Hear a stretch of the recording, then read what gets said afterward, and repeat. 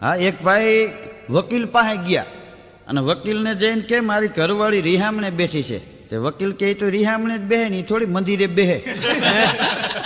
વકીલ વાયડાથી જ વાત કર્યો. એ કે મારે કેસ દાખલ કરવો છે એટલે અહીંયા આવ્યો છું. એ કે અહીં બધા કેસ દાખલ કરવા જ આવે, અહીં હું કથા કરવા આવે.